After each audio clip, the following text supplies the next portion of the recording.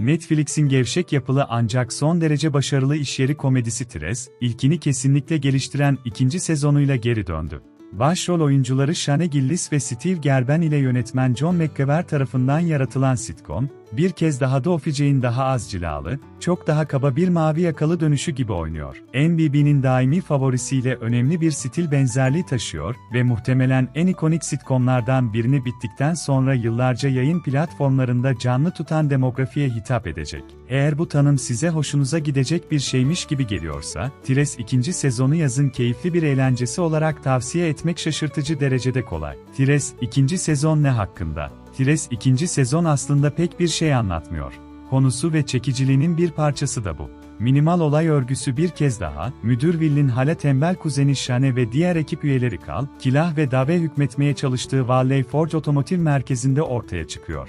Önceki bölümlerin kaldığı yerden devam eden Tres'in dönüşü, daha fazla küçük işletme çekişmesini ve küçük kasaba, düşük riskli Pensilvanya dramasını keşfediyor. Şirket genelinde yapılan bir IK toplantısı, şaşırtıcı olmayan bir şekilde, cehenneme gider. İş arkadaşları bir süre siyah küf patlamasının potansiyel etkileri konusunda panik yaşıyor. Will bir PG oyununu kaybeder ve bu nedenle iş yerinde bir günlüğüne kadın peruğu takmak zorunda kalır. Valley Forge, devrim savaşı kıyafetleri giyen personeliyle yumuşak bir lansman yapar. Bu kez kadroya yeni katılanlar arasında, en önemlisi, Shane'nin zengin babası Phil rolündeki soğukkanlı Thomas Hayden Church, Valley Forge'un işleri ve oğlunun aşk hayatı için fikirlerle dolu olarak geliyor. Shane, çekici yemek şirketi sahibi Kelly ile bir aşk peşindedir.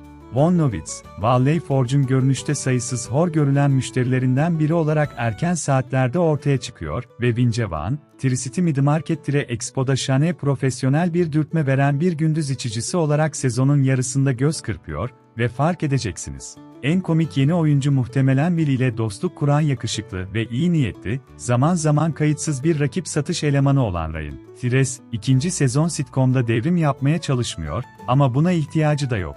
Lastikler gibi bir diziyi değerlendirmenin gerçekten de basit ve önemli bir ölçüte bağlı olduğunu söylemek çok da basite indirgemek sayılmaz. Bu dizi komik mi? Bu dizi sizi güldürecek mi? Tres'in ikinci sezonu tutarsız ve ilkinin 2 katı uzunluğunda olmasına gerçekten gerek yoktu, ama evet, genellikle komik ve bazen de düpedüz komik. Acımasızca dolambaçlı ve nihayetinde 12 bölümlük uzunluğunun altında zorlanıyor, ancak gerçek şu ki Tres, The Officey'in yıllara yayılan akışkanlığını yansıtan bir şekilde kolay izlenebilirlik için tasarlandı. Bunun ötesinde bir şey olarak değerlendirmek pek mantıklı olmaz ve basit zevklerini kucaklamamak hata olur.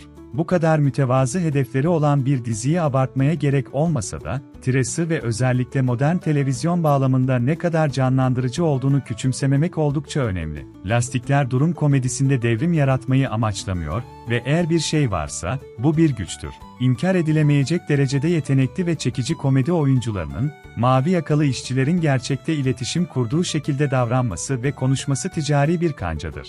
Dizinin bundan daha fazlası olmasına gerek yok. Özellikle Gillis'in ve yardımcı oyuncu Andrew Schultz'un hayran kitlelerinin büyüklüğü düşünüldüğünde, bu dizinin açlık çeken bir demografik grup arasında önemli bir izleyici kitlesi bulamayacağı neredeyse anlaşılmaz. Her iki komedyenin kendi çalışmaları gibi, Lastikler'de sizi rahatsız edip etmemeyi umursamıyor, ancak kışkırtıcı, çatışmacı ya da ağır değil ve kesinlikle düğmelere basmak için tasarlanmamış. İlk sezonun şaşırtıcı başarısından neredeyse tam bir yıl sonra gelen Lastikler'in son turunda özgüven belirgin bir şekilde artmış ve sevimli performanslar, bu kez daha enerjik. Hafif bir öksürük tüm bunları silip süpürebilir, ancak basit öncülünde çok fazla eğlence ve az sayıda çok büyük kahkaha bulan bir şovda çok fazla hata bulmak anlamsız ve insan düşmanlığı sınırında hissettirecektir.